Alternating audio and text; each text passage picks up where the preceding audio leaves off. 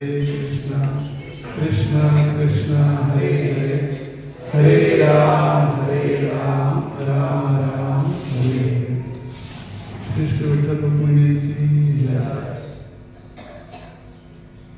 Sundar te dhyana obhe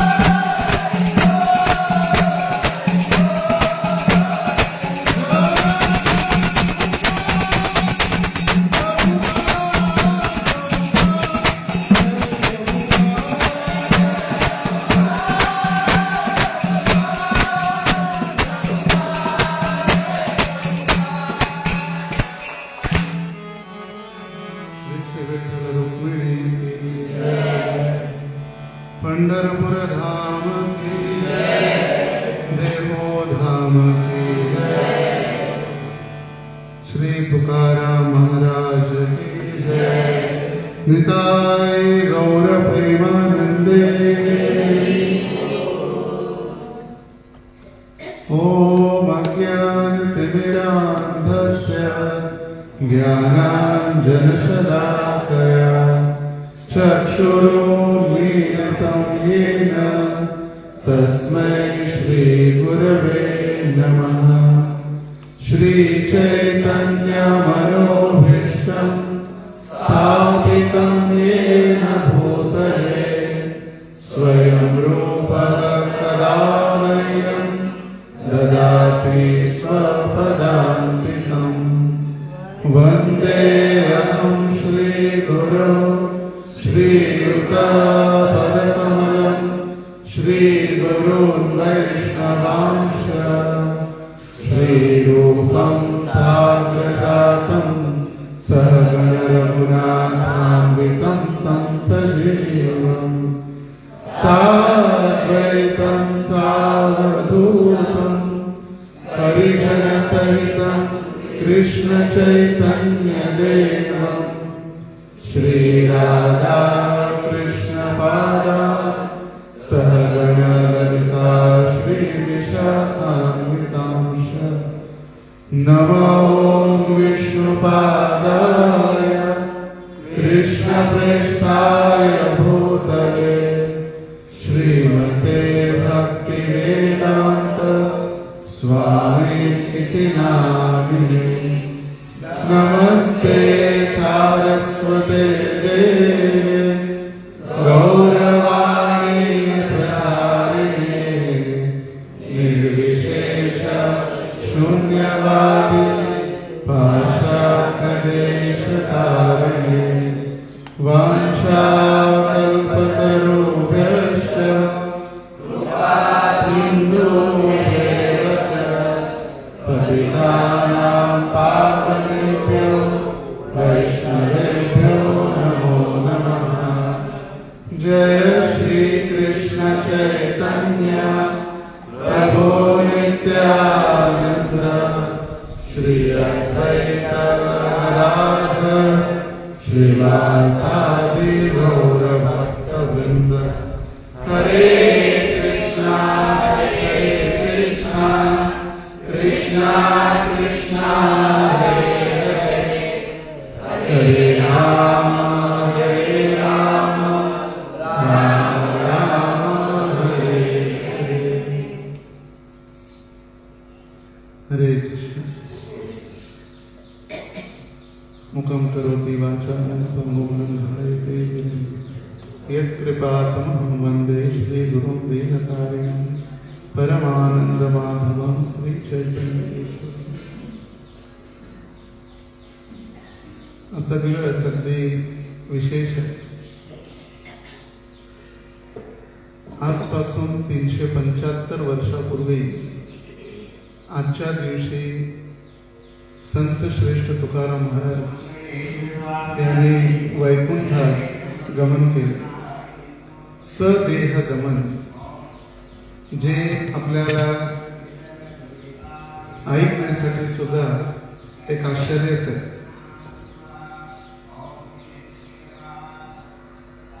आणि सदेह वैकुंठात जाणं हे प्राय अशक्य गोष्ट आजच्या स्थितीला.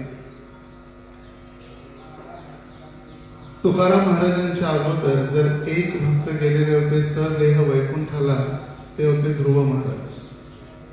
आणि ध्रुव महाराजांनंतर जे दुसरे भक्त वैकुंठाला गेले ते तुकाराम महाराज.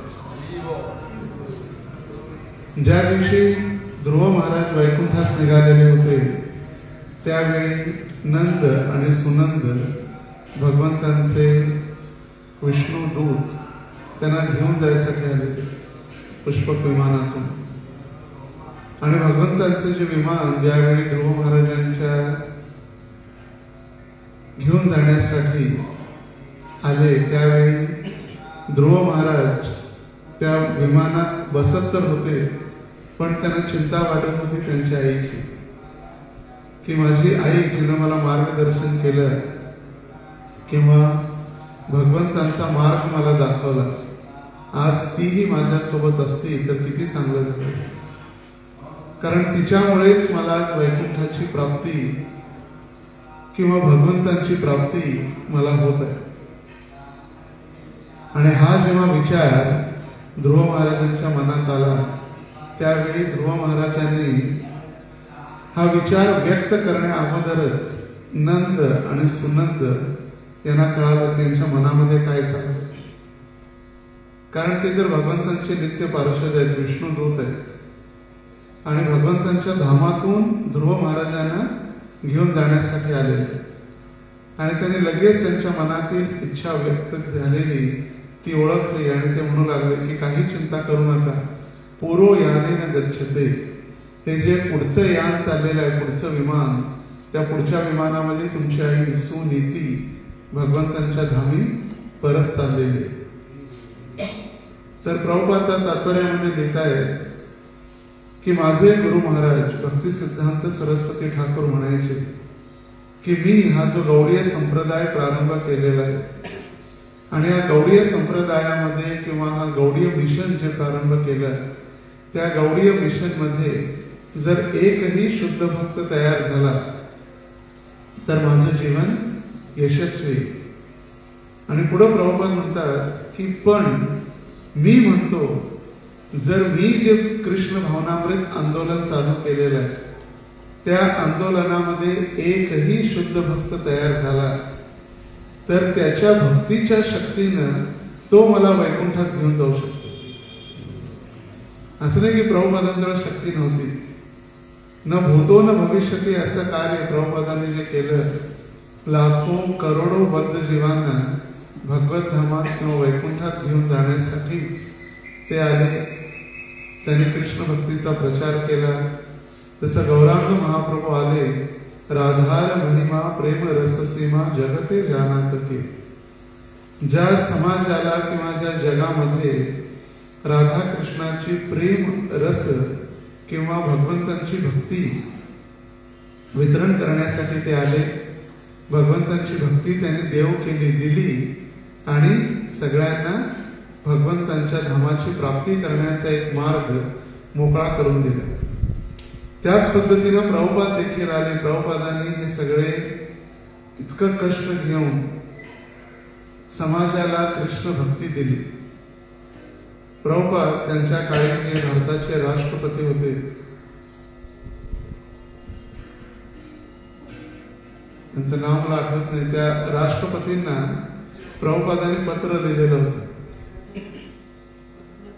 नाही, राष्ट्रपती. तर त्यावेळी प्रभुपादांनी त्यांना पत्र लिहिलेलं होतं की शास्त्री होते, लाल बहादूर शास्त्री, आणि प्रभुपादांनी त्यांना पत्र लिहिलं की I got a clue to take everyone to back to home, back to god head. मला एक युक्ती प्राप्त झालेली आहे, आणि ती युक्ती कशी आहे, सगळ्या समाजाला किंवा सगळ्या जनतेला मी वैकुंठामध्ये भगवंतांच्या धामात घेऊन जाण्यासाठी ती युक्ती आलेली आहे. पण कुणाला कळालंच नाही ती युक्ती म्हणजे काय किंवा भगवत धाम म्हणजे काय, आणि कुणी त्याच्यावरती लक्ष सुद्धा नाही दिलं. आणि म्हणून प्रभुपादांना पाश्चिमात्य देशात जाऊन कृष्ण भक्तीचा प्रचार केल्यानंतर जेव्हा ते भारतात आले त्यावेळी सगळ्यांना आकर्षित वाटलं की अमेरिकन, युरोपियन साधू इतक्या पद्धतीनं, सुंदर पद्धतीनं नाचतायत, कीर्तन करतायत, गातायत. तर त्यावेळी सर्वजण आकर्षित झाले. तर प्रभुपादांनी देखील तुकाराम महाराजांविषयी आपल्या विशेष करून चैतन्य चरितामृत ग्रंथामध्ये त्याचं वर्णन केलेलं आहे. श्रील प्रभुपाद लिहित आहेत, चैतन्य महाप्रभू ज्या वेळेस पंढरपूर येथे आले तेव्हा त्यांनी तुकाराम महाराजांना मंत्र दीक्षा दिली. अशा प्रकारे तुकाराम त्यांचे अनुयायी झाले. तुकाराम आचार्य, प्रभुपाद लिहित आहेत, तुकाराम आचार्य महाराष्ट्र प्रदेशामध्ये खूप प्रसिद्ध झाले आणि हरिनाम संकीर्तनाचा त्यांनी सर्वत्र प्रचार केला. तुकारामांनी सुरू केलेले संकीर्तन आजही मुंबई आणि महाराष्ट्र देशात प्रसिद्ध आहे. तुकारामांनी लिहिलेल्या ग्रंथाला अभंग असे म्हणतात. त्यांची संकीर्तन पद्धती गौडीय वैष्णवांच्या संकीर्तनासारखीच आहे, कारण तेही मृदंग आणि टाळाच्या साथीने हरिनाम संकीर्तन करतात. प्रभुपादांनी आपल्या चैतन्य चरितामृत मध्य लीला 9वा अध्याय श्लोक संख्या 282 चे तात्पर्य, एक दिन प्रभू आईला पंढरपुरे, विठ्ठल ठाकूर देखी पाहिला आनंद, या श्लोकाचा किंवा या पयारचे हे तात्पर्य. ज्यावेळी चैतन्य महाप्रभू पंढरपूरला आले, विठ्ठल ठाकूर देखी पाहिला आनंद. त्यांनी पंढरपूरमध्ये आल्यानंतर विठ्ठलाला ज्यावेळी त्यांनी पाहिलं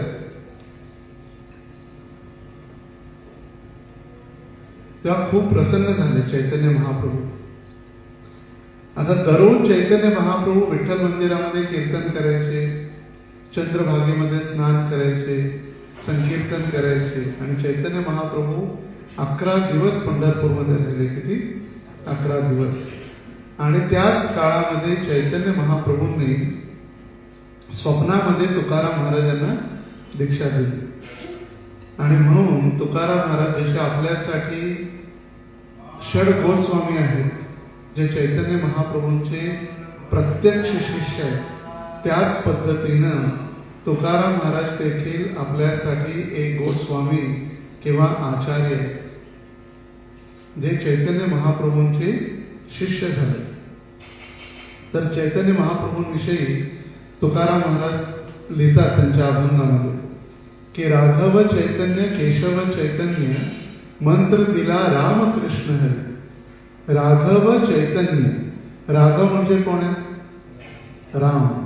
केशव म्हणजे कोण आहे? कृष्ण. जे त्रैतायुगामध्ये राम बनून आले, जे द्वापार युगामध्ये कृष्ण बनून आले, तेच कलियुगामध्ये चैतन्य महाप्रभू म्हणून आले. आणि त्यांनी मंत्र कोणता दिला? रामकृष्ण हरी. तर तुकाराम महाराजांचा जर थोडक्यात परिचय जर म्हटला तर तुकाराम महाराज हे इसवी सन 17व्या शतकातील एक वारकरी संत, ज्यांचा जन्म देहू या गावात वसंत पंचमीला झाला.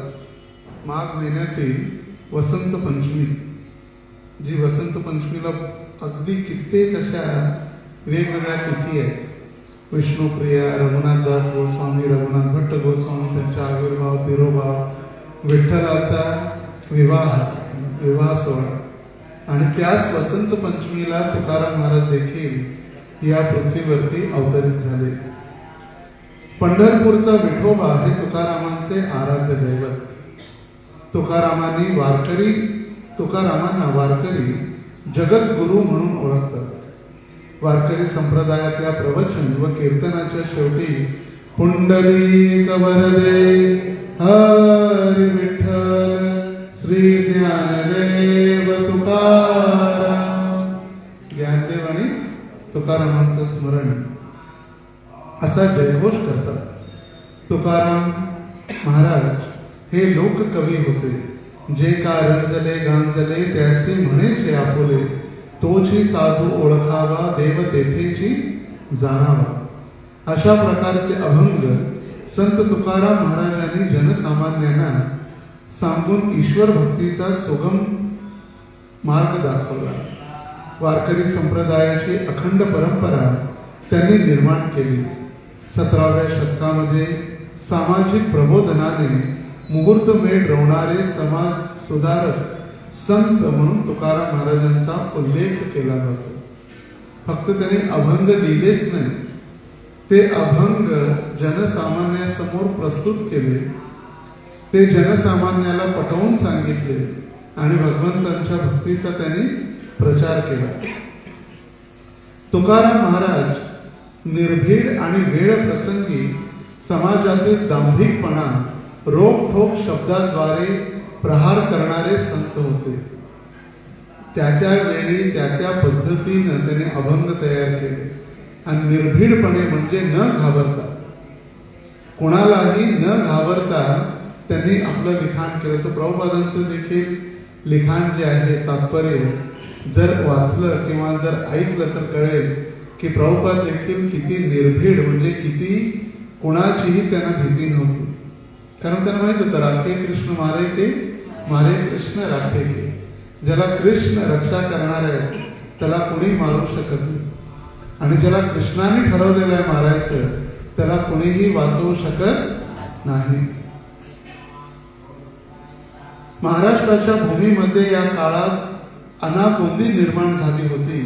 अशा काळात संत तुकारामांनी आपल्या साहित्यातून आणि कीर्तनातून समाजाला अचूक मार्गदर्शन करण्याचे कार्य केले. तर तुकाराम महाराज यांनी संपूर्ण महाराष्ट्रामध्ये आणि विशेष करून पश्चिम महाराष्ट्र पुणे आणि तो भाग तिथं कृष्ण भक्तीचा निर्भीडपणे प्रचार केला. तर तुकाराम महाराजांचं पूर्ण नाव तुकाराम बोलोबा अंबिले. मोरे परिवारातील घराणं आणि आडनाव तुकाराम बोलोबा अंबिले.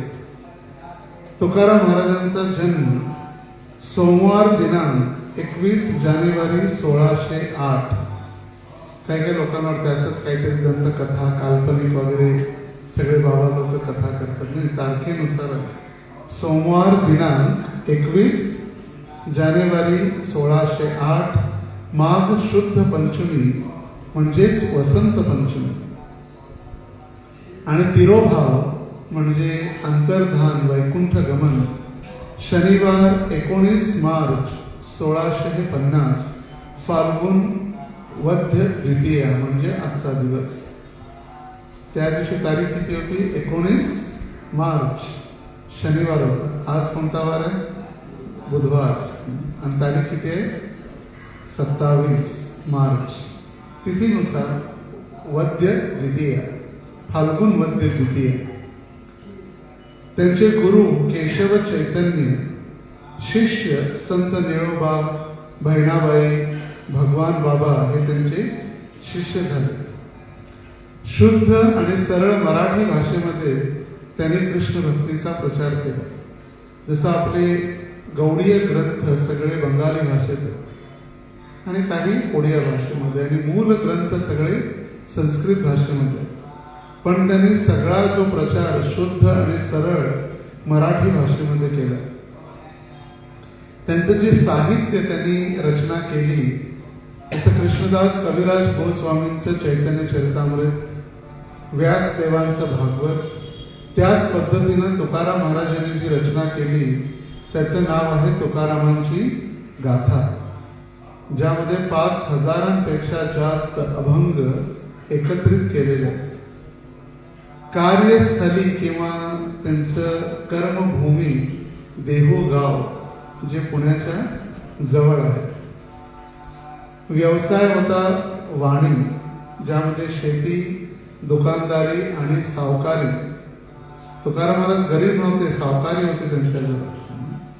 अगदी मोठे जमीनदार, सावकारी आणि समाजातील लोकांना ते जमीन शेती करण्यासाठी द्यायचे.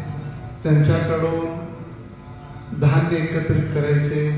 त्यांना वेळ प्रसंगी त्यांना धन द्यायचे, पैसे द्यायचे. सावकारी म्हणजे सावकार काय करतात? पैसे देतात व्याजाने. पण व्याज घेत नव्हते तुकाराम महाराज आणि संपूर्ण जनतेला ते मदत करायचे. वडील बोल्लोबा अंबिले आणि आई कनकाई बोल्लोबा अंबिले. पत्नी आवली आणि अपत्य म्हणजे मुलं महादेव, विठोबा, नारायण आणि भागवत ही त्यांची मुलं झाली. पहिल्या पत्नीसोबत त्यांचा मुलगा सुद्धा वारला. कारण का? अकाल काय म्हणतो, दुष्काळ. इतका मोठा दुष्काळ पडला.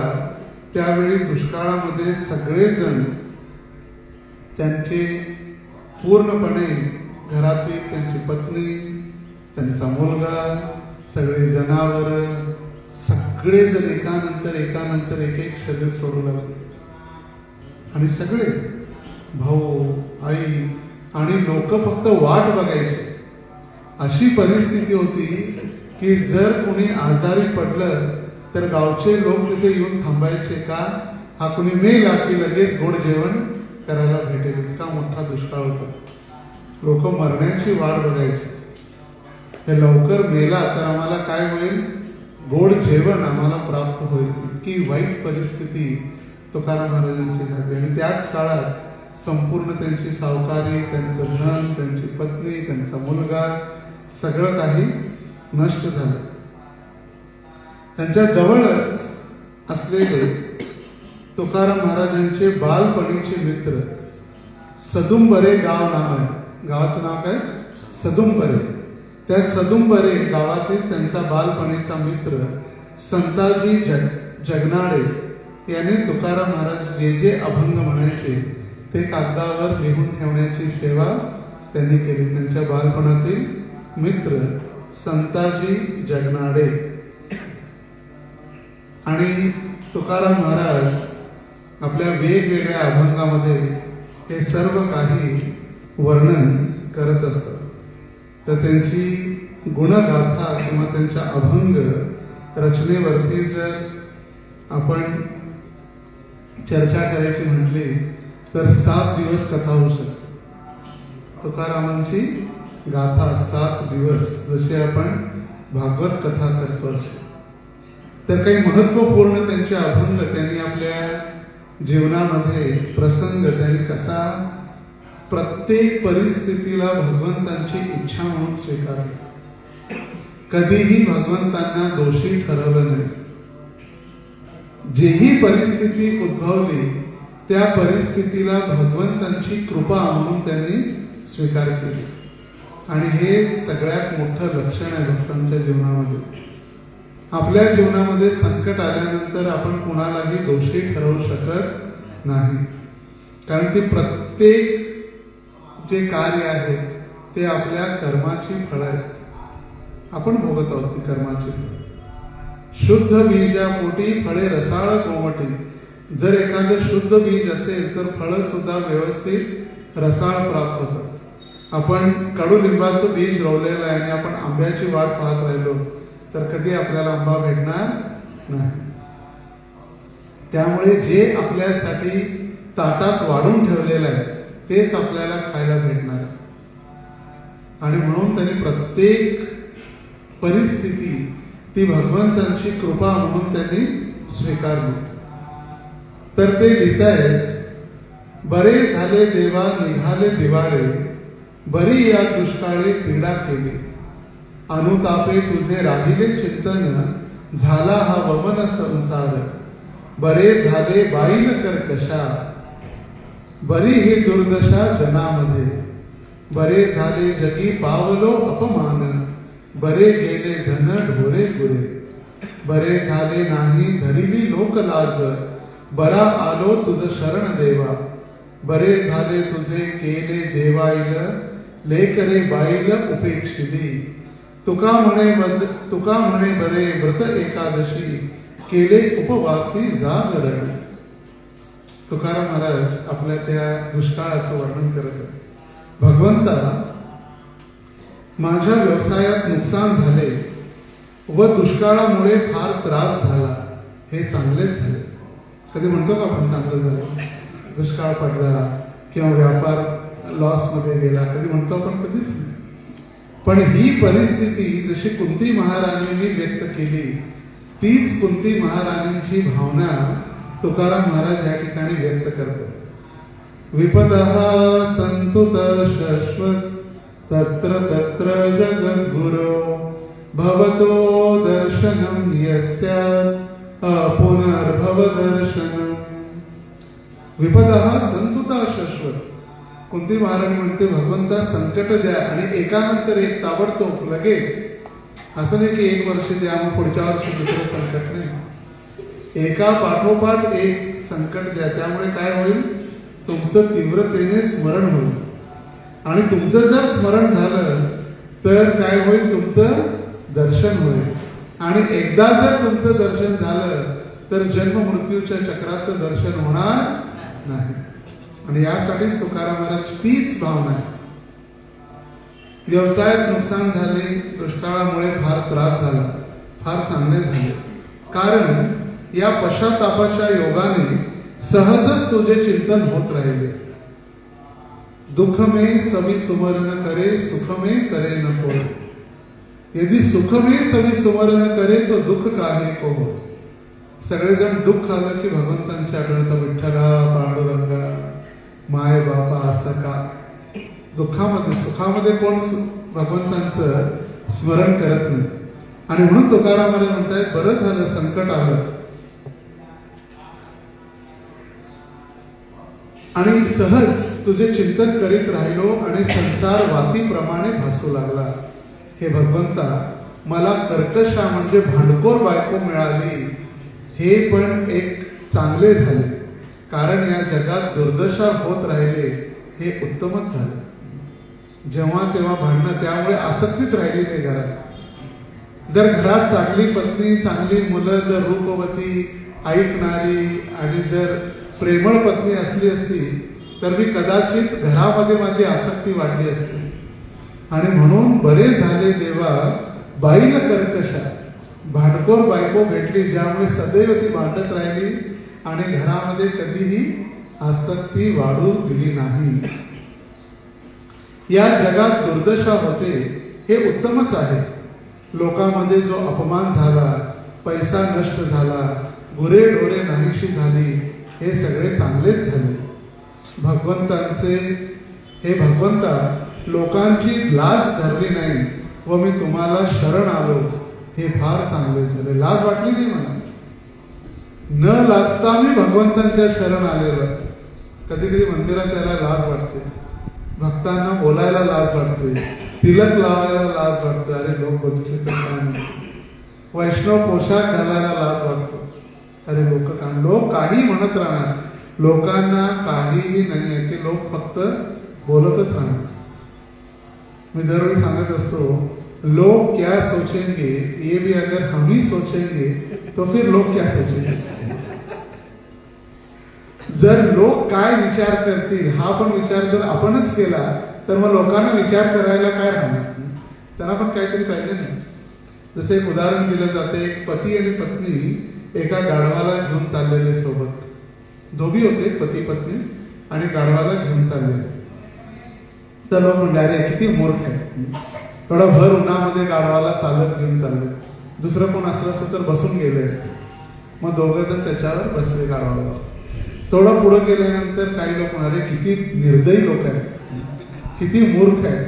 बिचारा तो एक जीव आणि दोन सांड त्याच्यावर बसलेले आहेत. हे दोन मोठे मोठे जीव त्याच्यावर बसलेले आहेत आणि एक गरीब बिचारा एक मूक प्राणी, किती त्याची दुर्दशा होत असेल. मग तो पती गाढवावरून उतरला आणि पत्नीला बसवलं. म्हटले किती बाई वेडा आहे, बाईसाठी किती आसक्त आहे.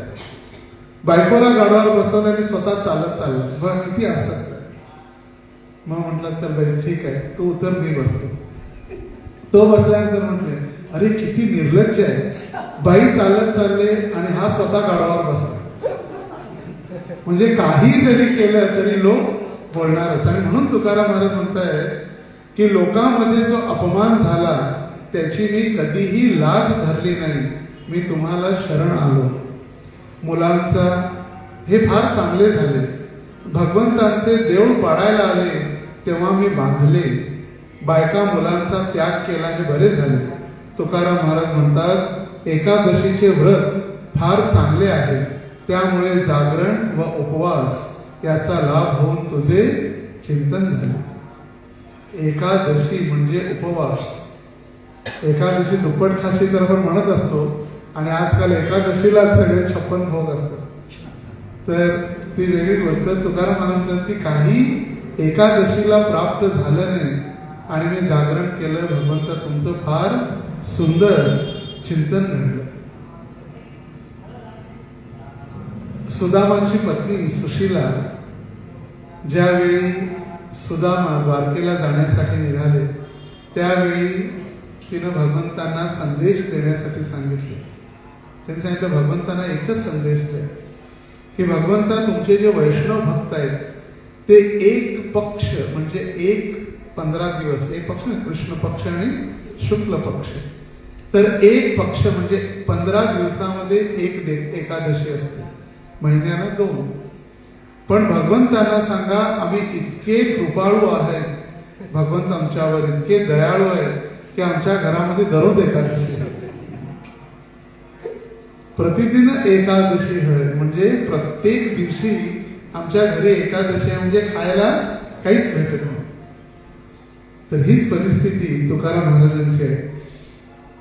आणि म्हणून तुकाराम महाराज म्हणतात बाप मेला न कळता नव्हती संसाराची चिंता, विठो तुझे माझे राज्य नाही दुसऱ्याचे काज, बाईल मेली मुक्त झाली देवे माया सोडविली, पोरे मेली बरे झाले देव माया विरहित केले, माता मेली मज देखता तुका म्हणे मज हरली चिंता.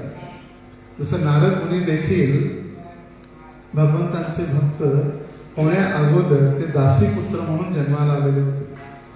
आणि ही दासी सर्व ब्राह्मणांची सेवा करायची, समाजाची सेवा करायची. तर ज्यावेळी चातुर्मास होता, आषाढ ते कार्तिक, चातुर्मासामध्ये काही ब्राह्मण त्यांच्या गावी राहिलेले होते, त्यावेळी ही दासी त्या ब्राह्मणांची सेवा करायची. त्यांना भोजन वाढणं, त्यांची ताटं उचलणं, पत्रावळ्या काढणं, सफाई करणं. आणि आई बरोबर ते दासी पुत्र नारद आपला पूर्वजन्मी त्यांनी ती मदत केली. आणि त्या ब्राह्मणांचा आशीर्वाद आणि परवानगी घेऊन त्यांनी त्यांचा उच्चिष्ट प्रसाद ग्रहण केला. काळांतरानं आई ज्यावेळी दूध काढून घरी परत येत होती त्यावेळी एका सापानं दंश केला आणि तिची मृत्यू झाली. नारद मुनी आपला पूर्व इतिहास सांगत आहेत व्यासदेवाला. आणि त्यावेळी शेवटची आसक्ती माझी आई ती राहिली नाही. आणि म्हणून मी काय केलं, तिला स्मशानात जाण्यापेक्षा तिला घरात ठेवलं आणि घरालाच आग लावली. आई पण गेली आणि घर पण संपलं. त्यामुळे आसक्तीच राहिली नाही. आणि मग मी नंतर एका पिंपळाच्या झाडाखाली बसून भगवंतांची तपस्या केली. आणि त्यावेळी मला पुन्हा भगवंतांच्या कृपेमुळे मी नारद म्हणून आता जन्माला आलो. तर तेच तुकाराम महाराज सांगत आहे, जेव्हा मला कळत नव्हते व संसाराची काळजीही नव्हती तेव्हा वडील वारले. म्हणजे लहानपणीच 8-9 वर्षाचे होते तेव्हा त्यांचे वडील वारले.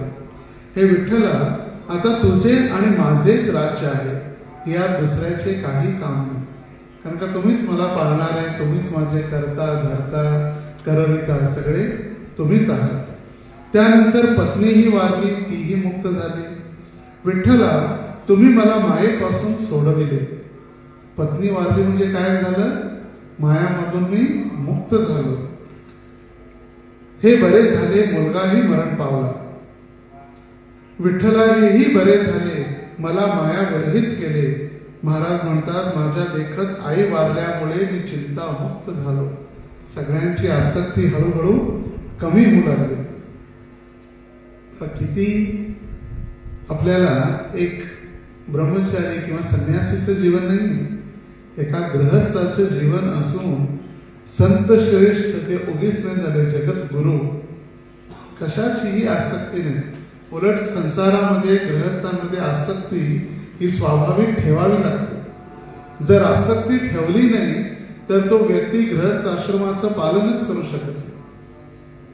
जर प्रेम नसेल तर काय तो मुलांची काळजी घेणार, प्रेम नसेल तर काय पत्नीशी सोबत राहणार, प्रेम नसेल तर एका कुटुंबामध्ये राहू शकत नाही. तुकाराम महाराजांचे मोठे भाऊ जे होते ते असेच विरक्त होते. त्यांना काही संसाराची आसक्ती नव्हती, काहीच बोलत नाही. काही कोणी वारलं तरी रडले नाही, कोणी मेलं तरी त्यांना काय फरक पडला नाही, काहीही फरक पडत नव्हता त्यांना. इतके निरासक्त आणि वैरागी जीवन होते. आणि हे तर गृहस्थ असून देखील त्यांना वैराग्य इतकं होतं. आणि वैराग्य प्राप्त करण्यासाठी भगवंतांच्या चरणी ती रुची किंवा प्रेम प्राप्त झाल्यामुळे संसाराची आसक्ती किंवा रुची कमी होते. नाहीतर इतकं सोपं नाही. जेव्हा दुसऱ्या ठिकाणी आपलं प्रेम वाढतं त्यावेळीच जुनं प्रेम हळूहळू कमी होऊ लागतं. जसं उदाहरण सांगितलं आहे, शाळेमध्ये आपण 1ली ते 10वी राहतो आणि त्या 10वीच्या परीक्षा संपल्यानंतर सगळे मुलं रडतात, एकमेकाला आलिंगन देतात. अरे काय होणार, मी 10 वर्ष सोबत राहिलो. भेटायचं, फोन करायचं, संपर्कात राहायचं. आणि जसं कॉलेजमध्ये जातात, कॉलेजमध्ये नवीन मित्र भेटले की 1ली ते 10वीचे मित्र हळूहळू विसरू लागतात आणि तिथं नवीन मित्र मैत्रिणी 11वी 12वीचे नवीन एक अध्याय चालू होतो. तसंच जोपर्यंत ती नवीन आसक्ती तयार नाही झाली तोपर्यंत जुनी आसक्ती नष्ट होत नाही. त्याच पद्धतीनं भगवंतांच्या चरणी जोपर्यंत आसक्ती वाढत नाही तोपर्यंत संसाराची आसक्ती कमी होणं प्राय असंभव आहे. कठीण आहे, इतकं नाही आहे सोपं. आणि म्हणून तुकाराम महाराज पुढे लिहितायत, संसाराच्या तापे तापलो मी देवा करिता सेवा या कुटुंबाची. म्हणून तुझे आठवले पाय येवो माझे माये पांडुरंगे. बहुत जन्मींचा झालो भारवाही सुटी ते जे नाही वर्म ठावे. वेठोलिये चोरी अंतर्बाह्यकारी कणवन करी कोणी माझी. बहुपांगवली बहुनांगविली बहु दिस झालो कासा वीस. तुका म्हणे आता भाव घाली वेगी ब्रीद तुझे जगी दीनानाथा. हे दीनानाथा, कृष्णा संसाराच्या त्रिविध तापाने, त्रिविध ताप कोणते? 3 ताप कोणते? त्रिविध ताप, थंडी गरमी उन्हाळा, आधी दैविक आधी भौतिक आणि आध्यात्मिक क्लेश. आधी दैविक म्हणजे इतर देवी देवतांपासून होणारे जे आपल्या कंट्रोलच्या पलीकडे. भूकंप, दुष्काळ, अनावृष्टी, अतिवृष्टी, महापूर, हे सगळे काय आधी दैविक क्लेश आहेत.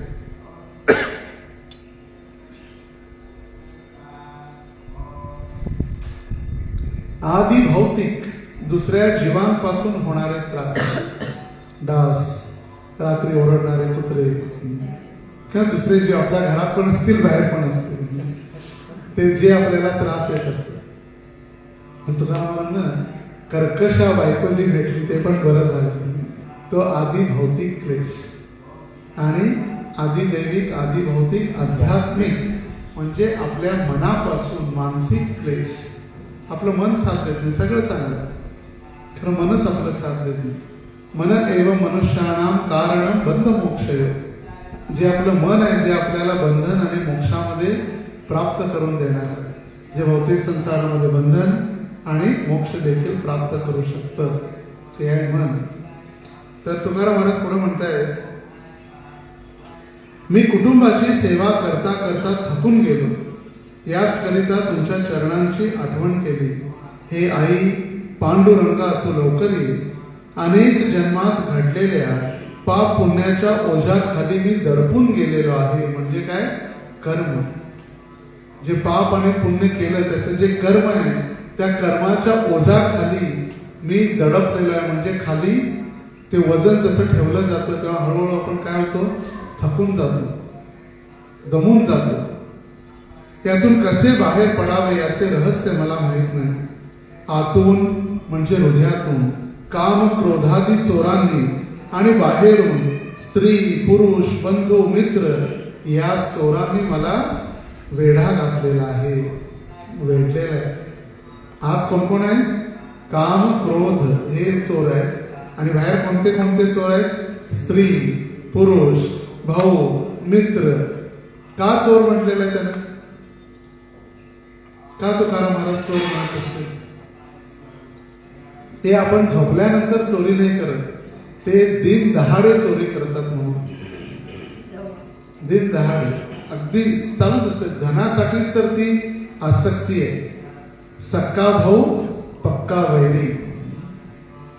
ज्यावेळी सिकंदर अलेक्झांडर द ग्रेट, ज्याला सिकंदर अलेक्झांडर द ग्रेट, अलेक्झांडरचा ज्यावेळी तो वेगवेगळ्या ठिकाणी आक्रमण चालू होतं आणि आक्रमणाच्या वेळी त्यांचे तंबू ठोकले जायचे रात्रीच्या वेळी राहण्यासाठी, शिबिर किंवा मोठमोठे तंबू. आणि सगळ्यात मोठा तंबू अलेक्झांडरचा होता. आणि एक चोर त्या चोरी करण्यासाठी जेव्हा तो आला त्याने बघितलं अलेक्झांडरचा सगळ्यात मोठा तंबू आहे आणि त्याने तिथे येऊन चोरी करण्याचा प्रयत्न केला. चोरी करता करता रंगेहात पकडला गेला आणि सैन्याने पकडलं. राजाला सांगितलं, राजा तुमच्या स्टेटमध्ये हा येऊन चोरी करत होता. म्हणले याला मृत्यूदंड द्या.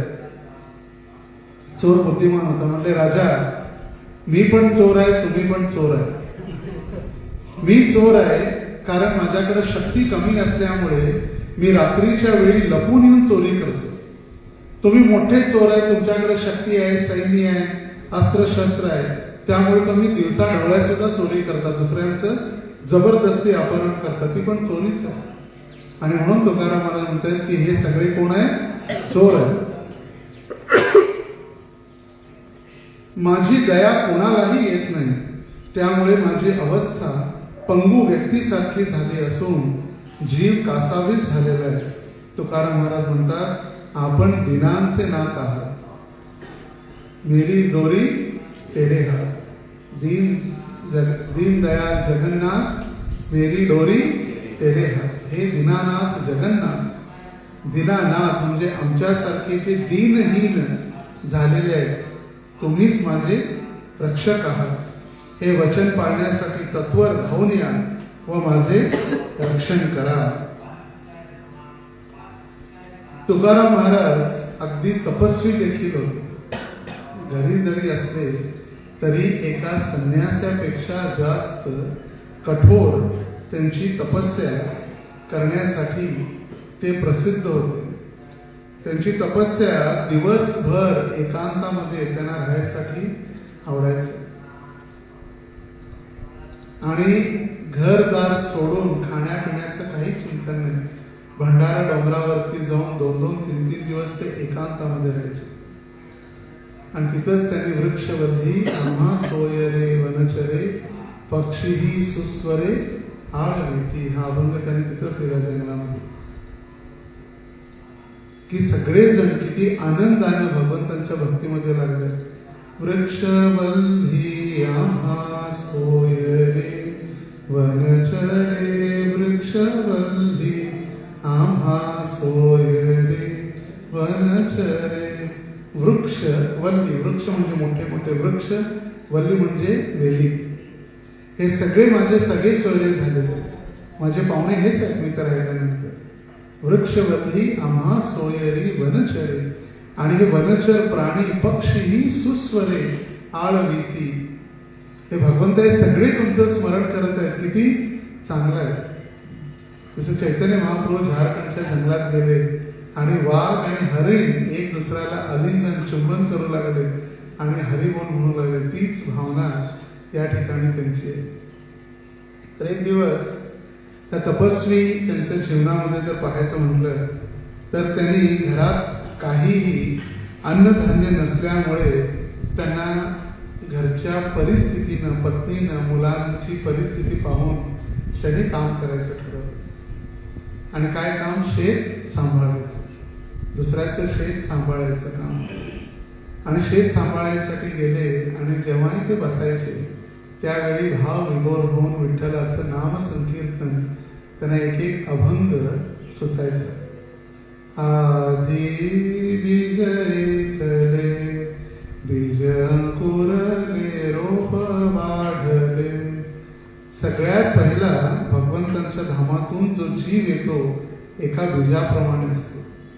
आणि जसं बीज वाढल्यानंतर रोप वाढू लागतं तसं ते बीज आपण जे प्रदान करता, अहम बीज प्रदपिता, तसाच व्यक्ती सुद्धा वाढू लागतो. आणि सगळे अभंग कीर्तन चालू झाल्यानंतर सगळे येऊन तिथं बसायचे.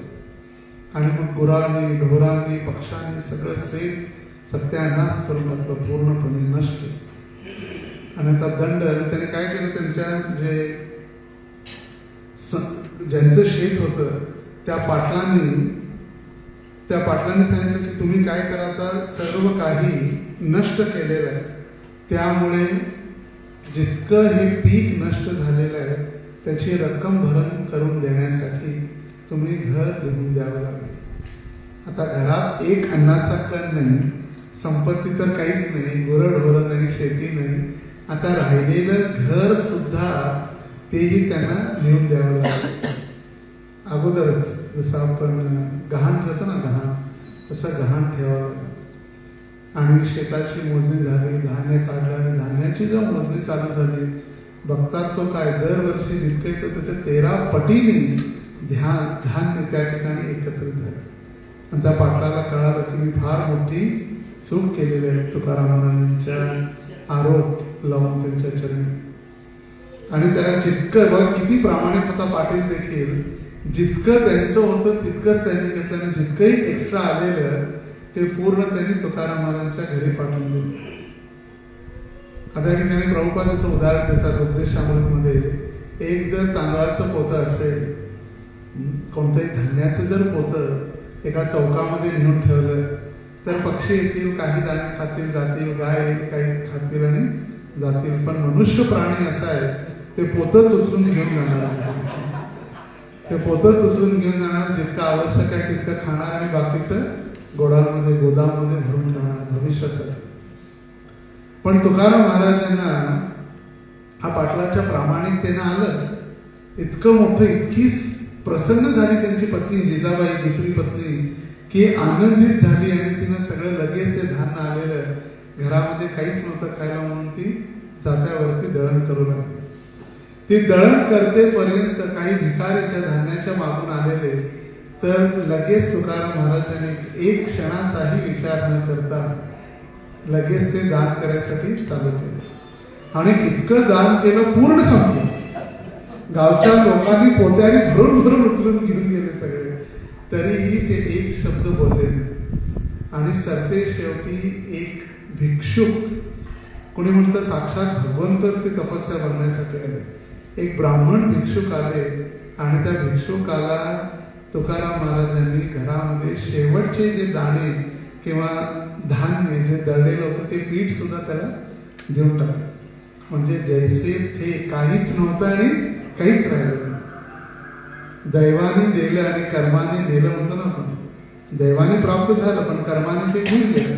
पण तुकाराम महाराजांना काहीच आसक्ती नव्हती. यावे यावे सारे जण, सगळेजण या आणि घेऊन जाते बोलून वाटू लागले सगळ्यांना. असं काही झालं का? आपण 1 किलो मधलं 5 रुपये, 1 किलो 5 ग्राम किंवा 10 ग्राम सुद्धा आपण सगळ्या गोष्टी किती सांभाळून ठेवतो. नंतर पोत्याने वाटून टाकलं सगळं, काहीच नाही. थोडी वैकुंठात सदेह जाणं इतकं सोपं नाही. त्यांनी हे प्रात्यक्षिक केलं, इतकी कठोर तपस्या केली आणि म्हणून ते सत्य झालं. आणि तुकाराम महाराजांना पूर्णपणे आपल्या घराच्या गहाणपत्रावर सही करून ते शेतकऱ्याला दिली. पुन्हा शेतकरी रडत रडत वापस आला, म्हणले नाही हे घर पण तुमचंच आहे आणि हे धान्य सुद्धा तुमचंच आहे. आणि त्या धान्यातून किंवा त्या पाटलाने विचारलं तुम्हाला काय पाहिजे सांगा. म्हटलं माझी एकच इच्छा आहे, जे मोडकळीस आलेलं जे मंदिर आहे गावामध्ये विठ्ठलाचं, ते मंदिर मात्र मला बांधून द्या. बघा काय इच्छा व्यक्त केली. त्याने म्हटलं नाही मला घरी थोडं धान्य द्या, माझ्या मुलाला शाळेत घाला, माझ्या शिक्षणाचा थोडा खर्च द्या, माझ्या जेवणाचा थोडा खर्च सांभाळा ना. पाटलांनी विचारलं काय पाहिजे. म्हटलं काही नाही, मला एकच माझी इच्छा आहे की जे मोडकळीस मंदिर आलेलं आहे ते मंदिर मात्र मला बांधून द्या. आणि सदैव गीता आणि भागवताची इच्छा, भागवताचा संदेश, भागवताची चर्चा, भागवताचा अध्ययन ते चालेल, काहीच नाही. सदैव भगवंतांच्या चरणी निष्ठा, दृढ विश्वास. जर सांगितलं जातं श्रीवास ठाकूर, जे आपल्याला माहित असेल श्रीवास अंगण, श्रीवास अंगण ऐकलं असेल. तर श्रीवास ठाकूर जे होते, त्या श्रीवास ठाकूरांनी असं चैतन्य महाप्रभूंवर त्यांची आसक्ती होती, भगवंतांवर किंवा चैतन्य महाप्रभूंच्या नाम संकीर्तनावर. त्याला विचारलं श्रीवास तुम्ही घर कसं चालवता? घर तर राशन दिवसभर तर नाचतच कीर्तनच चाललेलं असतं, घर चालतंय कसं? म्हटले मी काही चिंता नाही, मी 3 टाळ्या वाजवतो आणि 3 टाळ्या वाजवल्यानंतर मी भगवंतांना सांगतो जे काय आवश्यक आहे ते द्या, नाहीतर काय करणार मी पाठीवर मोठा दगड बांधून गंगामध्ये उडी मारणार आणि आत्महत्या करणार. किती भगवंतांना विश्वास. एक दिवस त्यांच्या घरी त्यांचा स्वतःचा मुलगा मेला. आई, त्या मुलाची आई, त्यांच्या घरचे सदस्य रडू लागले आणि श्रीवास ठाकूर म्हणतायत की कोणी रडायचं नाही, आणि जर रडलेला आवाज चैतन्य महाप्रभूंना आला, कळालं आणि कीर्तन मध्ये जर व्यत्यय उत्पन्न झाला, मी पण जाऊन गंगामध्ये आत्महत्या करेन. किती मोठं संकट आहे. मुलगा रडलाय, ते मुलगा मेला, त्याच्यासाठी सुद्धा रडायचं नाही. आणि जर रडलं तर पती सुद्धा मरणार. आणि चैतन्य महाप्रभू कीर्तन करत करत म्हटले अरे अरे तुझा मुलगा दिसत नाही, गेले त्या खोलीमध्ये, मुलगा कुठं आहे? म्हणले तो मेला म्हणून सगळे रडतात. अरे तो मेला कुठे? तो झोपलेला आहे. आवाज दिला महाप्रभूने, मुलगा उठला लगेच. तर ही शरणागती, सरेंडर. तर हीच तुकाराम महाराजांमध्ये देखील पूर्णपणे शरणागती. तुकाराम महाराजांना जे स्वप्नामध्ये दीक्षा दिली चैतन्य महाप्रभूंनी, त्याचं वर्णन करतायत. सत्य सद्गुरु राये कृपा मज केली, परी नाही घडली सेवा काही. सापडविले वाटे जाता गंगा स्नाना, मस्तकी तो जाणा ठेविला कर. भोजना मागती तूप पावशेर, पडिला विसर स्वप्ना माझी. काही कळे उपजला अंतराय, म्हणूनिया काय त्वरा झाली. राघव चैतन्य केशव चैतन्य, सांगितली खून माळिकेची. माळिकाने माला. बाबाजी आपुले सांगितले नाम, मंत्र दिला रामकृष्ण हरी. माघ शुद्ध दशमी पाहुणे गुरुवार, केला अंगीकार तुका म्हणे. कधी दीक्षा दिली, स्वप्नामध्ये जरी दिली तरी सुद्धा त्यांना पूर्ण तिथी वार सगळं माहित आहे. हे सद्गुरु राया, माझ्यावर तुम्ही फार मोठी कृपा केली. माझ्या विठ्ठलाचा कैचा प्रेम भाव, आपणची देव होय गुरु. माझे विठ्ठल किती दयाळू आहे. स्वतः भगवंत माझ्यासाठी गुरु बनून आले. माझ्या विठ्ठलाचा कैचा प्रेम भाव, आपणची देव होय गुरु. भगवंत माझ्यासाठी गुरु बनून आले. तुम्ही फार मोठी कृपा केली, परंतु मनासारखी मी सेवा करू शकलो नाही. आता वर्णन करतोय. मी गंगा स्नानाला जात असताना माझ्या गुरूंची भेट झाली.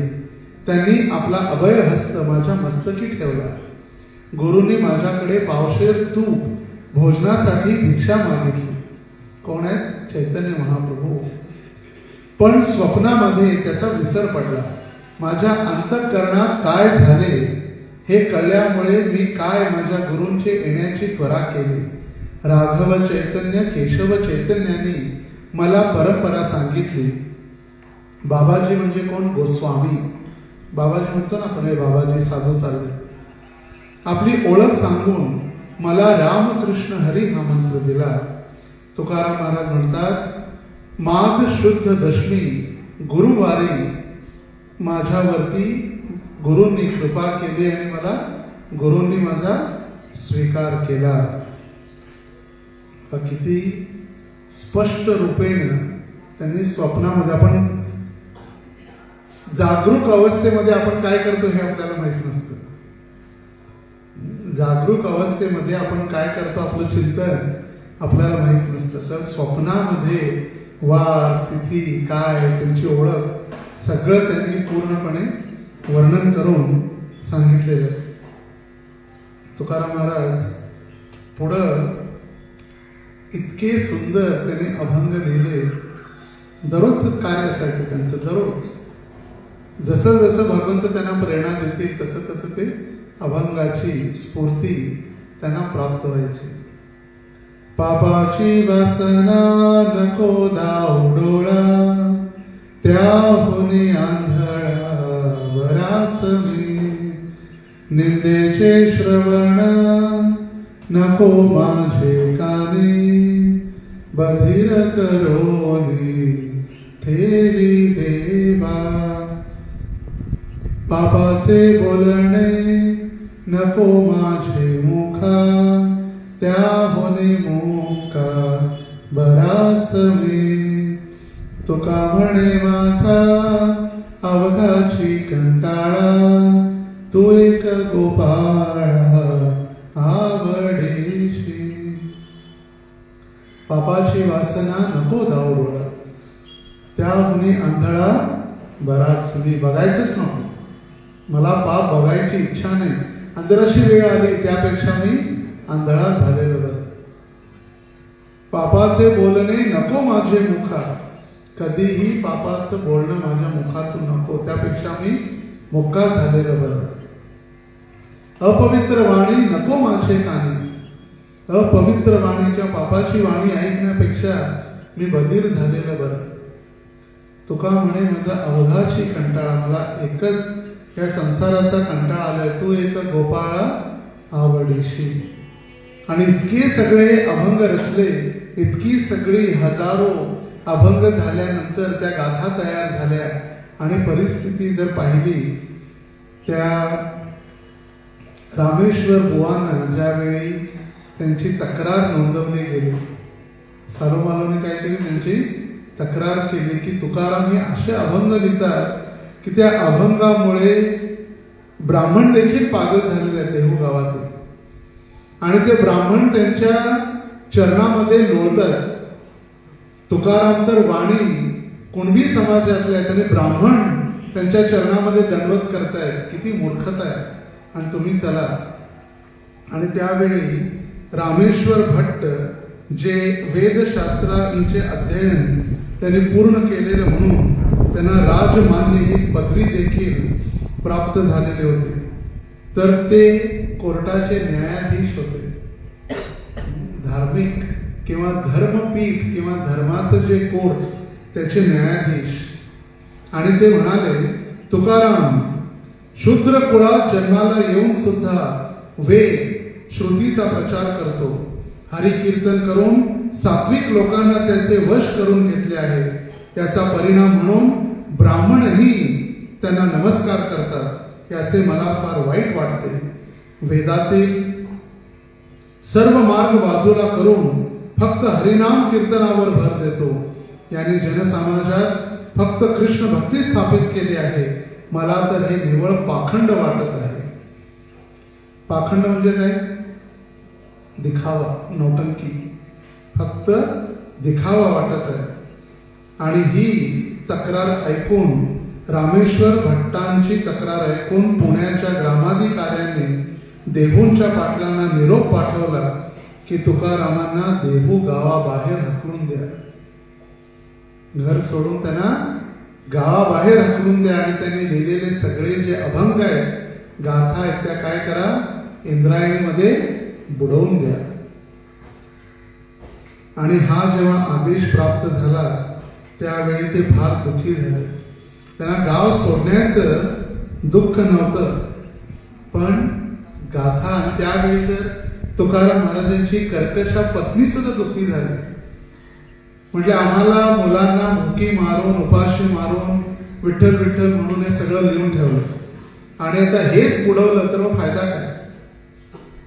आणि त्यावेळी आदेश प्राप्त झालेला आहे धर्मपीठाचा, तो आदेश त्यांनी स्वीकारला. गाथा इंद्रायणीच्या डोहामध्ये बुडवल्या आणि चक्क 13 दिवस अन्न पाणी न घेता संपूर्ण कुटुंब, ते त्यांची पत्नी, त्यांची 2 मुलं, त्यांचं कुत्र देखील त्या ठिकाणी शिळेवर बसलं एका दगडावरती 13 दिवस. आणि काहीही न खाता, पाणीही न घेता इतकी कठोर तपस्या आणि प्रार्थना केली. आणि ते प्रार्थनेमध्ये म्हणत आहेत, भूतबाधा आम्हा घरी, हे तो आश्चर्याचा हरी. ज्याला भक्तीचा कळस आता बसतीसी दोष.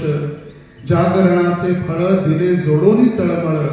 तुका म्हणे मज देवा, हाच कळो आदी सेवा. हे श्री हरी, आम्ही तुमचे अखंड हरिनाम करून सुद्धा आम्हाला भूतबाधा व्हावा हे आश्चर्यच आहे. भूतबाधा म्हणजे दुसऱ्यांचा त्रास. माझ्या भक्तीने तुझी प्राप्ती होण्याऐवजी माझ्या ठिकाणी अहंकारादी दोषांचे वास्तव्य झाले आहे. हरिकीर्तनाचे फळ मला तळमळीच्या रूपात प्राप्त झाले. तुकाराम महाराज म्हणतात, पांडुरंगा, तुला दोष देण्यापेक्षा ही तुझी सेवा चांगल्या प्रकारे मी करू शकलो नाही. मला अहंकार झाला म्हणून हे बुडवायसाठी सांगितलं. मला अहंकार माझा नष्ट व्हावा म्हणून हा दंड मला दिला. मी तुमच्यावरती तुम्हाला दोष देत नाही. पावावे संतोष तुम्ही यासाठी सायास. करी आवडी वचने पालटोनी क्षणक्षणे. घ्यावे अभयदान भूमी न पडे वचन. तुका म्हणे परस्पर काही वाढावी उत्तरे. हे विठ्ठला, आपण संतुष्ट व्हावे यासाठी मी काव्य रचना करून प्रयत्न केला. क्षणोक्षणी तुम्हाला आवडणारी वचनेच मी बोललो. तुम्ही मला अभयदान द्या. माझे शब्द भूमीवर पडल्यासारखे वाया जाऊ नये. तुकाराम महाराज म्हणतात, परस्परात प्रेमाचे संभाषण वाढावे हीच माझी इच्छा आहे. आणि 13 दिवस त्याने जो तपस्या केली, त्या 13 दिवसानंतर स्वतः त्या इंद्रायणी देवी, इंद्रायणी नदीमधून इंद्रायणी देवी प्रकट झाली. आणि ती देवी प्रकट होऊन त्यांनी ते अभंग गाथा सगळ्यांना पुन्हा गाथा तुकाराम महाराजांना परत केल्या. एक थेंब सुद्धा भिजला नाही. आणि रामेश्वर भट्ट म्हणतात की मला किती मोठा मी अपराध केला. रामेश्वर महाराज म्हणतात, रामेश्वर भट्ट, चित्त शुद्ध तरी शत्रू मित्र होती. व्याघ्र न खाती सर्प तया. विषते अमृत आघात ते हित. अकर्तव्य नीत होय त्यासी. दुःख ते देईल सर्व सुख फळ. होतील शीतळ अग्निज्वाळा. आवडेल जीवा जीविताचे घरी. सकळा अंतरी एक भाव. तुका म्हणे मज, तुका म्हणे कृपा केली नारायणे. ज्याने ते जे येणे अनुभवे. रामेश्वर भट्ट म्हणतात, मला तर वाटतंय की तुकाराम महाराज जे साक्षात विठ्ठलच आहेत, विठ्ठलाचा अवतार आहे. कारण का त्यांचा देह इतकं अग्नी पडली की ते त्राही झाली, आग आग झाली. आणि ज्यावेळी ते तुकाराम महाराजांच्या चरणी येऊन नतमस्तक झाले, तुकाराम महाराजांच्या चरणी ज्यावेळी त्यांनी आपलं मस्तक ठेवलं, त्यावेळी तो दाह नष्ट झाला. कीर्तनकार कित्येक म्हणतात की जशा लाह्या पाण्यावरती तरंगतात तसे त्यांचे अभंग पाण्यावरती तरंगू लागले. आणि सरते शेवटी तुकाराम महाराजांनी आता हे कित्येक कंप्लेंट झाल्या. रामेश्वर भट्ट झाले, गावात झाले. आता तुकाराम महाराजांची तक्रार शिवाजी महाराजांकडे गेली. आणि शिवाजी महाराजांकडे तक्रार केल्यानंतर शिवाजी महाराजांनी स्वतः ती तक्रार स्वीकारली. म्हटले, धर्माचा पाखंड मी स्वतः जाऊन बघेन. आणि त्यांनी मोरोपंतांना पुढं केलं, नजराणा पाठवला, दाग दागिने कपडे वस्त्र. तुकाराम महाराज घरी नव्हते. त्यांची पत्नी जिजाऊ आणि 2 मुलं होती. मोरोपंत आणि त्यांच्यासोबत आलेले सैनिकांनी विचारलं, म्हणले बाबा आहेत का घरात? म्हणले नाही, बाबा तर नाही, कमीच आहे. मग त्यांनी सांगितलं शिवाजी महाराजांनी नजराणा पाठवलेला आहे आणि हे कपडे दागिने पाहून इतके प्रसन्न झाले, लगेच ते दागिने वगैरे घातले. तुकाराम महाराज घरी आल्यानंतर पाहतात तो काय की सगळे आनंदाने तयार आहेत. आणि ते पाहिल्यानंतर तुकाराम महाराज म्हणाले, आम्हा घरी धन मूर्तिके समान. मृतिका म्हणजे माती. आमच्या घरी हे धन वगैरे जे आहे सगळं कशाप्रमाणे आहे? मातीसारखं आहे. आम्हालाही फक्त माती आहे, म्हणून त्यांनी सगळे दागिने काढून जमिनीवरती टाकून दिले. आणि जमिनीवरती टाकल्यानंतर पत्नीला सुद्धा वाटतं काय, तर मुलांनी वगैरे सगळे दागिने फेकून दिले. आणि मोरोपंतांना तुकाराम महाराजांनी सांगितलं, म्हटले सगळं वापस घेऊन जा. म्हणजे आम्हाला याची आवश्यकता नाही. आम्ही विष्णुदास कधी असल्या फंद्या पडत नाही. आणि हे पाहिल्यानंतर आश्चर्यचकित झाले मोरोपंत. म्हटले शिवाजी महाराजांना तुम्हाला भेटायची इच्छा आहे. म्हटले मला शिवाजी महाराजांकडे जाऊन काय भेटणार? हे हाडा मासाचं शरीर घेऊन त्यांच्याकडे जाऊन मला काय भेटणार? आणि त्यांना देण्यासाठी मला देण्यासाठी त्यांच्याकडे तरी काय? आणि हे ऐकल्यानंतर लगेच शिवबा समोरच लपून बसलेले छत्रपती शिवाजी महाराज त्यांच्या चरणी येऊन नमस्कार करू लागले. आणि त्यावेळी तुकाराम महाराज त्यांना सांगू लागले, शिवाजी महाराजांना त्यांनी उपदेश दिला, आम्ही तेणे सुखी म्हणा विठ्ठल विठ्ठल मुखी. तुमचे येर वित्त धन जे मज मूर्तिके समान. कंठी विरवा तुळशी व्रत करा एकादशी. म्हणवा हरीचे दास तुका म्हणे मज हीची आस. अहो शिवराय, तुम्ही मुखाने विठ्ठल विठ्ठल म्हणा, म्हणजे आम्ही सुखी हो. अन्यथा तुमची धनसंपत्ती आम्हाला तर मातीप्रमाणे आहे. गळ्यामध्ये तुळशीमाळ घालून भूषण लोकात मिरवा आणि त्याचबरोबर एकादशी व्रत पालन करा. तुकाराम महाराज म्हणतात, अशा प्रकारे वागून स्वतःला हरीचे दास म्हणून घ्या. हीच एक माझी इच्छा आहे. काय बना? हरिदास बना, हरीचे भक्त बना. म्हणून शेवटचे राजा आणि शेवटचे ऋषी म्हणजे कोण होते? श्रेष्ठ तुकाराम महाराजांचे, रामदास महाराजांचे एकमेव शिष्य म्हणजे कोण? शिवाजी महाराज एकमेव शिष्य झाले. आणि म्हणून त्यांना राजश्री म्हटलं जातं, राजा आणि ऋषी. तर अशा असंख्य लीला देहू गावात होत राहिल्या आणि आजचा दिवस देहू गावामध्ये उजाडला. फाल्गुन वद्य द्वितीयेचा दिवस. आणि तुकाराम महाराजांना कळालं की माझा वैकुंठपती आता मला घेऊन जाण्यासाठी येत आहे. त्याने सर्वांना एकत्रित करून कीर्तन करत गावच्या बाहेर जे मैदान आहे त्या मैदानामध्ये नांदुरकीचं वृक्ष आहे, नांदुरकीचं झाड आजही ते आहे.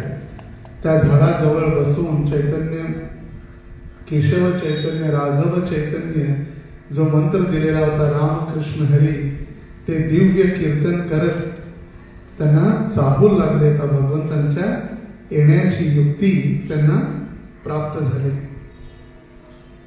आणि त्यावेळी तुकाराम महाराज म्हणू लागले, पहिलं आले हरी शंखचक्र शोभे करी. गरुड येतो फडत्कारे नाभी नाभी म्हणे त्वरे. मुकुट कुंडलाच्या दीप्ती तेजलोपला गभस्ती. मेघ श्याम वर्ण हरी मूर्ती डोळस साजरी.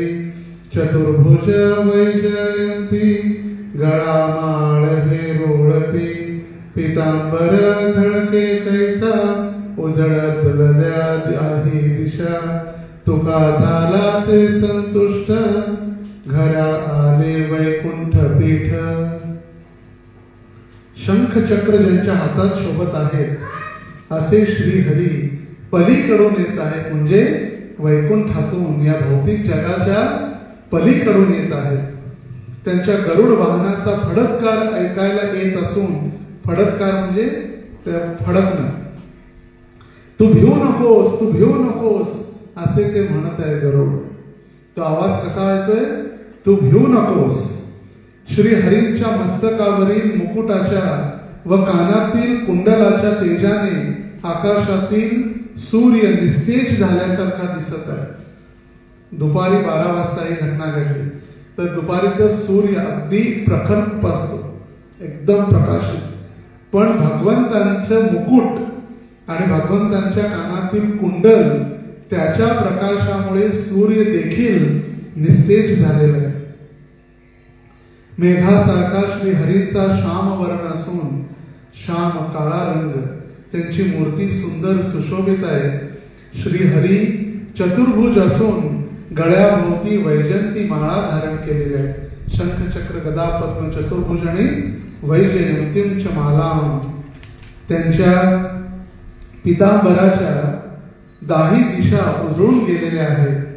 तुकाराम महाराज म्हणतात, माझ्या घरी वैकुंठपती आलेले आहेत, त्यामुळे मी अगदी संतुष्ट झालो आहे. तुकारामासमवेत जे लोक आले होते त्यांचे डोळे गरुड वाहनावरून येणाऱ्या झळाळेने दिपून गेले, म्हणून त्यांनी डोळे झाकले. तेवढ्यात तुकाराम महाराजांजवळ गरुड वाहन आले. त्यांना अलगद बसून वैकुंठाला जाऊ लागले.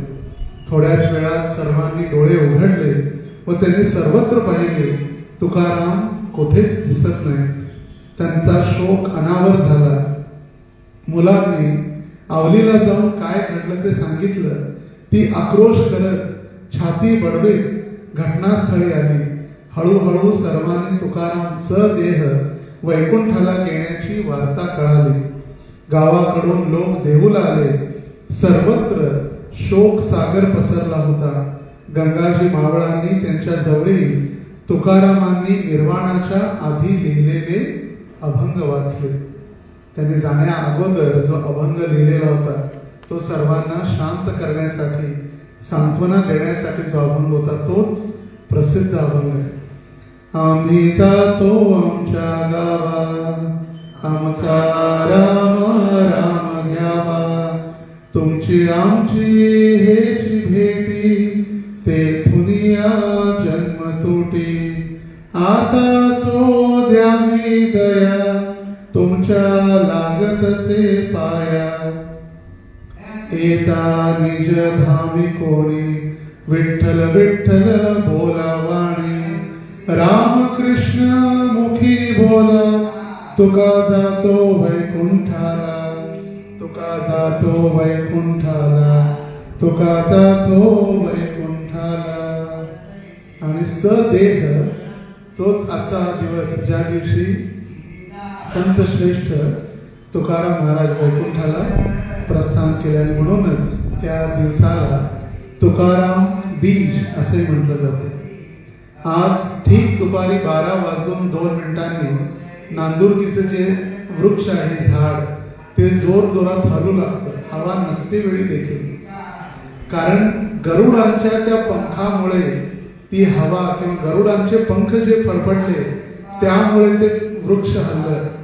आणि आजही 375 वर्षानंतर देखील ते आज हलणार दुपारी 12:02. आणि म्हणून आषाढीला जशी पंढरीत गर्दी असते तशी आज देहू गावात तुकाराम महाराजांचा वैकुंठ गमन सोहळा साजरा करण्यासाठी गर्दी असते. तर देहू दर्शन किंवा देहूचं किती महात्म्य आहे. धन्य देहू गाव पुण्यभूमी ठाव, तेथे नांदे देव पांडुरंग.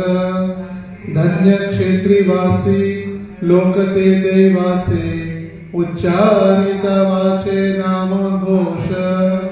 करकटी उभा विश्वाचा जनिता, वामांगी ते माता रखुमा देवी विघ्न राजद्वारी बहुरीव बाहेरी हनुमंत शेजारी सहित दोघे तेथे दास तुका करीतो कीर्तन हृदयी चरण विठोबाचे.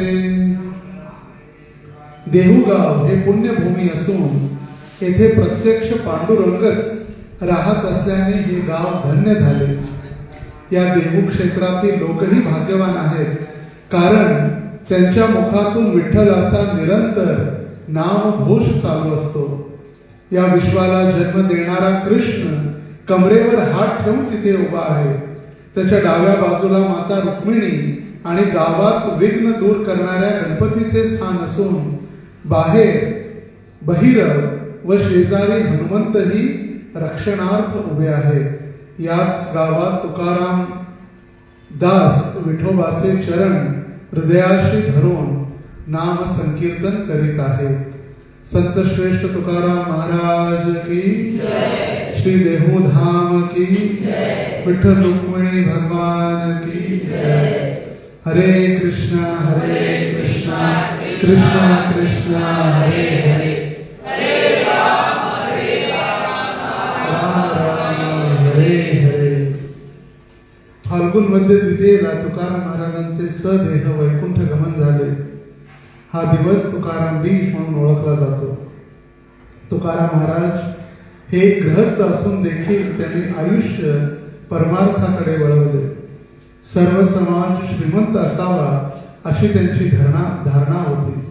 गरिबांविषयी कळवळा होता. त्यांचे अंतःकरण महासागरासारखे होते आणि माणुसकीची जाणीव होती. ते व्यापारी होते. त्यांनी स्वतःच्या वाट्याला जे आले तेही लोकांना दिले. कर्ज माफ करणारा हा जगातील पहिला संत. जगामध्ये समता नांदावी अशी त्यांची मनोभूमिका होती.